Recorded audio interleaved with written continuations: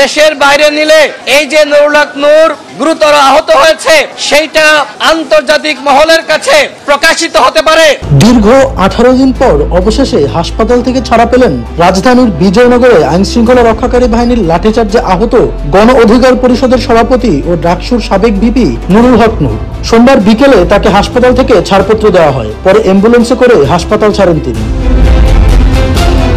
বিষয়টি নিশ্চিত করেছেন ঢাকা মেডিকেল কলেজ হাসপাতালের পরিচালক ব্রিগেডিয়ার জেনারেল মোহাম্মদ আসাদুজ্জামান। তিনি জানান, নুরুল হক নূরের শারীরিক অবস্থা উন্নতি হওয়ায় মেডিকেল বোর্ডের সিদ্ধান্ত অনুযায়ী তাকে আজ ছাড়পত্র দেওয়া হয়েছে। তিনি হাসপাতাল থেকে বাসার উদ্দেশ্যে রওনা হয়েছেন।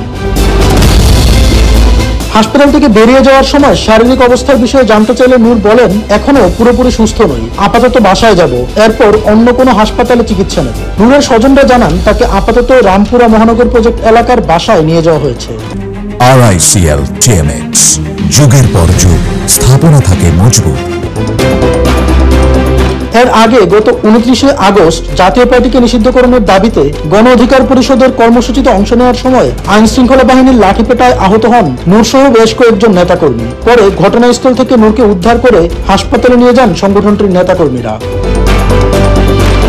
সামাজিক যোগাযোগ মাধ্যমে একাধিক ভিডিওতে দেখা যায় নূরের মুখ থেকে বুক পর্যন্ত পুরোটা রক্তাক্ত, ফেটে গেছে নাক। এ সময় তাকে স্ট্রেচারে করে হাসপাতালে নিয়ে যেতে দেখা যায় দলীয় নেতাকর্মীদের। পরদিন সকালে নূরের জ্ঞান ফেরে। ডেস্ক রিপোর্ট, জয় জয় দিন।